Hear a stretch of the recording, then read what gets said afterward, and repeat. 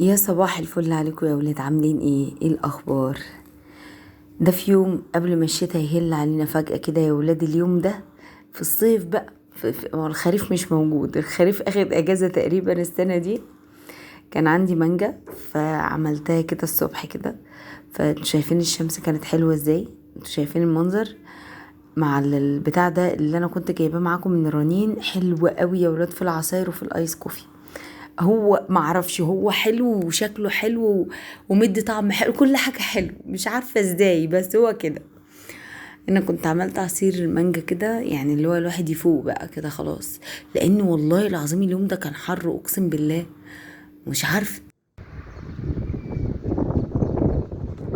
مش عارفة ايه اللي حصل. انا يا اختي نمت في الصيف، صحيت الصبح لقيت الدنيا شتاء.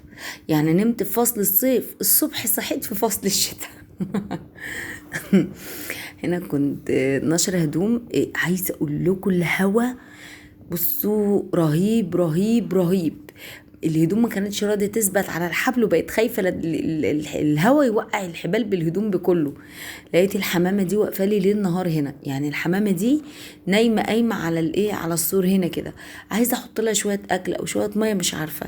فريده بنتي كانت نازله للسوبر ماركت اللي جنبنا وكنت واقفه لها، فقلت اوريكم بقى الزرع بتاعي الحلو ده. بصوا الزرعة كبرت ما شاء الله، بتكبر وبتزيد. كل لما بتكبر بفرجها لكم، كل ما تكبر شوية بصور لكم. تتابعوا معايا بقى الشجرية القمر دي وهي بتكبر. انا ما اعرفش ده اسمه ايه، بس صاحبتي بتقولي ان هو اسمه نجيلة زينة، نجيلة ورد، نجيلة ورد تقريبا. بتقولي ان هو بيطلع ورد، تقولي الوردة تطلع ومثلا ايه النهارده مثلا، تاني يوم تقع وتموت ويطلع غيرها وهكذا. التربة دي عشان تربة كويسة من الأرض، فعاملة كل يوم بوريكم الوردة دي اتنت كده والهوا عمال طبعا يوقعها. طب انتي حاطة الأنبوبة ليه؟ أنا حاطة الأنبوبة أصلا علشان أسند بيها الوردة. بس فبصوا فرعت ازاي، هتشوفوا معايا في الفيديو الجديد بقى. كبرت اكتر كده، فاهمين قصدي؟ لا بقت احسن اكتر، يعني بتكبر وبتزرع. انا كنت هرميها وبعدين صاحبتي قالت لي لا، حتى لو اتقطمت كده من فوق سيبيها هترعرع وتصحصح تاني لوحدها. ولو وقعت الجزء اللي فوق من تحت بيطلع ورد، وفعلا معاها حق بيطلع تاني جديد. اللي طالع جوه ده بتاع اسمه، عارفين انتوا النجيلة والحشيش اللي بيطلع في الارض ده؟ طالع من التربة سبحان الله. تسقيها مية لو فيها حشيش ولا حاجة بيطلع، سبحانك يا رب. منظر الزرع ده بيهدي الاعصاب يا ولاد والله العظيم. زي ما قلت لكم قبل كده، انا كان طول عمري ان انا كان عندي حلم كده ان أنا اربي زرع، اربي زرع. ازرع زرع وكده. بصوا كنت دايما بخاف انه يموت مني. اي حاجه بخاف، اي حاجه اي حاجه، زرع، طيور، اي حاجه بخاف منها. لاني بخاف اتحمل مسؤوليتها، لان ده روح. الورد روح. في ناس تقول لك لا لا لا لا، ده زرع. لا لا لا، الزرع ده مش بيتنفس زينا. احنا بننفذ اكسجين وهو بيتنفس ثاني اكسيد الكربون، فحرام ان احنا ما نعرفش نوليه، ما نسيبوش يموت، ما نجيبوش ويموت، حرام. ده كنت في اليوم ده جايبه بقلاويز يا بنات، وكنت جايبه كوارع، وكنت جايبه شويه طلبات، وجبت سردين. السردين كل مرة اقولها ملحه ويرجع بقى ايه يصعبوا عليا العيال، لسه هيستنوا يوم واتنين. وبعدين احنا بقينا في البرد وما ينفعش ان هو يتاكل في يومها، يعني في عز الحر الواحد ممكن يعمله النهارده العصر، تاني يوم يتغدى بيه عادي جدا. انما في الايام دي ما ينفعش ان احنا، لا هيقعد كام يوم. فالعيال بيصعبوا عليا اجيب نص كيلو السردين. عايزه اقول لكم السمك اليومين دول، يعني كلوا سمك بقى على قد ما تقدروا، اسعاره حلوه جدا. انا جايبه نص كيلو السردين ب40، كملتهم ب50 على بعض. اللهم بارك. عايزه اقول لكم ان عيالي اتغدوا الحمد لله واتبسطوا، وتاني يوم بالليل اتعشوا بيه باللي فاض. والله العظيم يعني الحمد لله. كان يعني ب50 جنيه، ده كان كتير علينا جدا يعني. فصه ابيض وزي الفل يا بنات، زي الفل. جبت هنا ليمون وجبت طماطم. الليمون ب10. وكنت جايبه البقلاويز ده ب25 جنيه. حلو البقلاويز ده، انا اتربيت عليه. غير الجندفلي، غير اللي هو الخلول والحاجات دي غيره. وبيبقى صغير كده، لونه يا اسمر يا اما ابيض زي اللي انتوا شفتوه ده. بيطلع شوربه حكايه، بجد بيطلع شوربه حكايه قوي. انا هنا بعين الليمون زي ما هو بحاله كده، يعني على وضعه ده زي ما هو. في الاكياس، لان من بره الاكياس جربت كتير. لقيته بيبوظ مني والله العظيم فعلا، صدقوني انا جربت قوي ان انا اعمل فيه كل حاجه، احط له مناديل في علبه ومش عارف ايه، ما نفعش معايا غير حوار انه يفضل في كيس وكده. هنا جبت برضو بطاطا. البطاطا كانت بكام؟ البطاطا كانت الكيلو ونص ب10، والله لغايه دلوقتي ما عملتها. عايزه اعمل بقى، بما ان الجو برد كنت جايبه طعميه عشان نعمل فطار، علشان خاطر ولادي اوديهم يعني.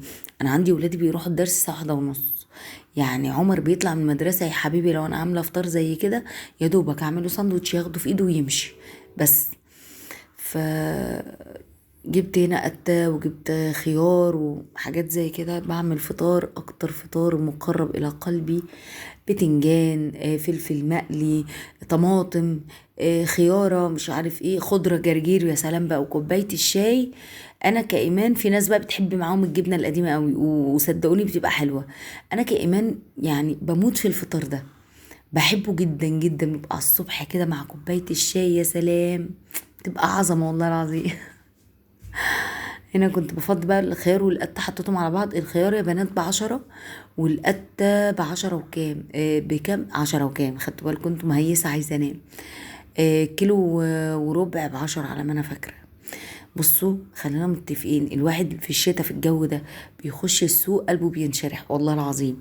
القرنبيط يا بنات طلع، اللفت طلع، يعني الفيديو الجاي تشوفوا معايا اللفت طلع، القرنبيط، الفاصوليا، القلقاس، اللهم بارك خير الشتاء. يعني تخشي السوق تبقي محتارة تشتري ايه ولا ايه، من جمال الخضار وحلاوة الخضار. الشتاء في السوق بيبقى رخيص، بيبقى كتير، بيبقى متوفر، عشان كده دايما بنقول يا جماعة خلونا نخزن في الشتاء.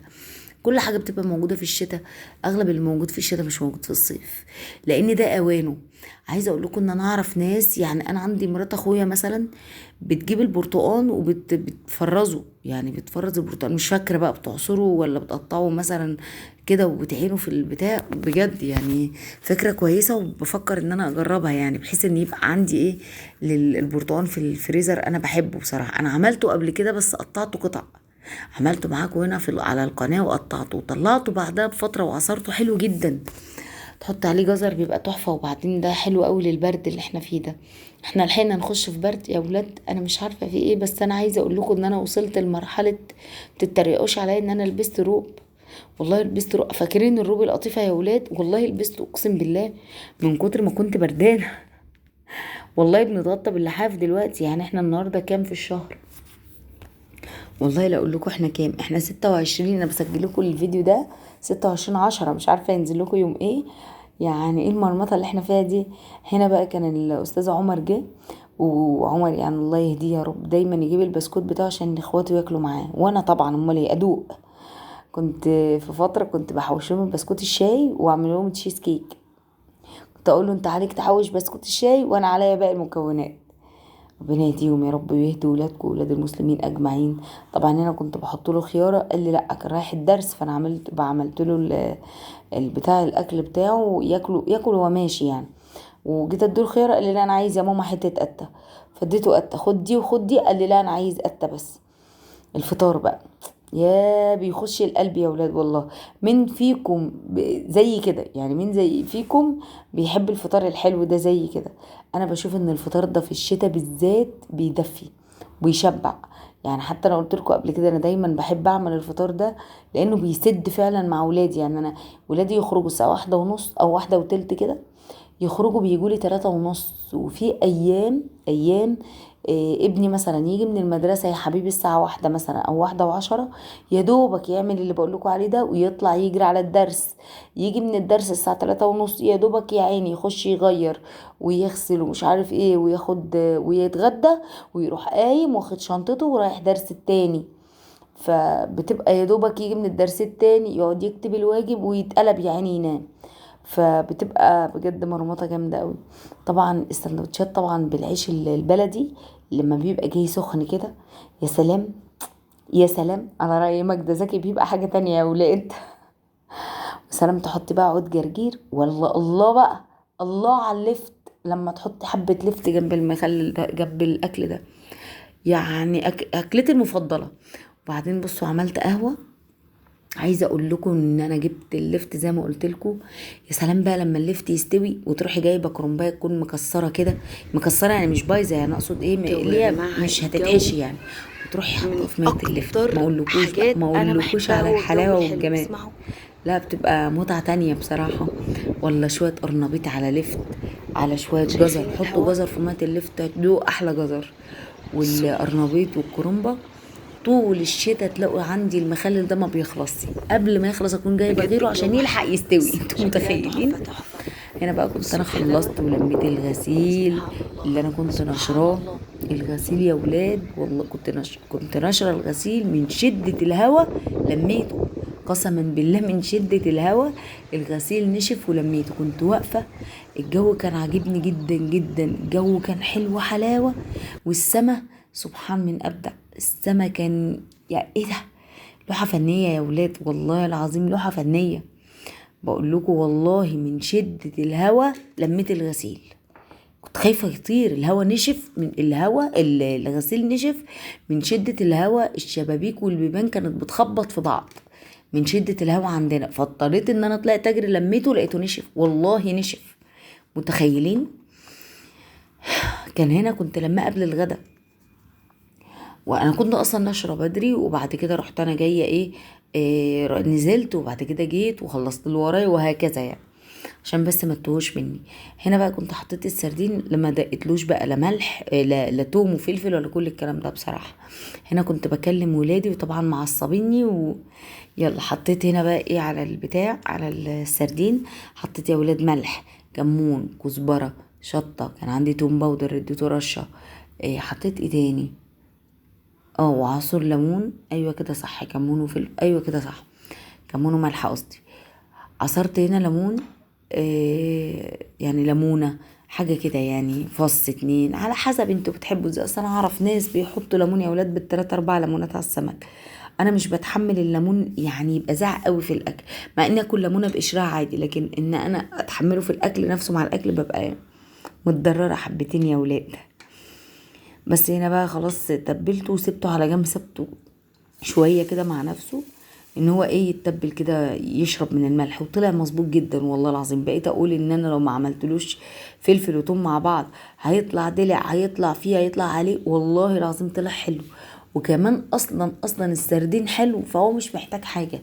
وعايزه اقول لكم على سر انا يا ولاد، انا مش فاكره قلت لكم الكلام ده قبل كده ولا لا، بس انا بحب الاسماك البحريه كلها من غير ملح. يعني السمك ده لو انا عملته جبته كده وحطيته في الدقيق كده وقليته اكله كده حلو جدا، ابقى مبسوطه قوي. وانا دايما شايفه ان طعمه كده احلى، مش عارفه ازاي، بس انا بحب المأكولات البحريه بدون ملح. طبعا انا عشان هنا الجميع عايزين ملح فبضطر ان انا اعملها، بس انا لو لوحدي باكل اي انواع، اي انواع السمك بحبها من غير ملح. سبحان الله مش عارفه ليه. هنا بقى عملت البقلاويز ده، احنا بنعمله ازاي وانا بعمله ازاي؟ بحط شويه زيت، بشوح بصل، ويا سلام بقى لو بصل ابيض يبقى احلى جدا. وبعد كده يا دوبك البصله يا بالتوميه تاخد تشويحه خفيفه خالص ما تاخدش لون، واروح نازله بالبقلاويز بقى اقلبهم مع بعض. ميه عايزه تحطي مش عايزه انت حره، عايزه تحطي حبهان ورق لورا زي ما تحبي. انا هنا حطيت ملح، حطيت فلفل، حطيت رشه كزبره، حطيت رشه شطه بس، وسبتهم مع بعض على نار هاديه يستوي كده في بعضه ويتقلب في بعضه كده. بعد كده كان هو اتفتح ونزل ميته، رحت انا حط عليه شويه ميه عشان يعمل يعني ايه اكمل شوربه كده شويه تبقى تقيله. كل ما تزودوا ميه الميه تبقى خفيفه والشوربه مبقالهاش طعم. هنا بقى كنت خلاص عملت طبعا الرز على عين، والبتاع التاني ده على عين ومش عارف ايه وكده، ورحت قعدت اقلل السردين. هنا بقى كنت عايزه اوريكم ايه. طبعا في اليوم ده انا عمر ابني كان جاي من الدرس، كان رايح الدرس بلبس الدرس، ورجع بلبس المدرسة ورجع بيه. فطبعا من المدرسة للدرس لا طبعا ما ينفعش، وانا كده كده اصلا كل يوم باخد هدومه اشطفها كده لوحدها، شوية برسيل جل واشطف له الهدوم كده لوحدها شطفة سريعة، واحط على الحبل بيبقى ريحتها عرق وبيبقى ريحتها تراب وبتبقى مرمطة بصراحة. فبشطفها له كده بقى. هنا طبعا كنت انا بعد ما لميت الغسيل قلت فرصه، فرحت بقى نشرها كده لوحدها. الهوا من وقت ما نشرته لغايه بالليل كان خلاص نشف من الهوا، كان نشف يعني، بقيت اللي احطه واشيله ينشف. بصوا هنا زودت شويه الميه، ما تكتريش عن كده عشان يا دوبك يغلي له 3 4 غلوات. وبعد التلات 4 غلوات خلاص كده خلص الكلام، هو خلاص كده استوى وتنزليه. انتوا عارفين كل الحاجات دي اصلا ما بتاخدش نار. بصوا السردين اتقلى وبقى زي الفل، احنا بنحبه جدا، ولادي بيحبوه قوي.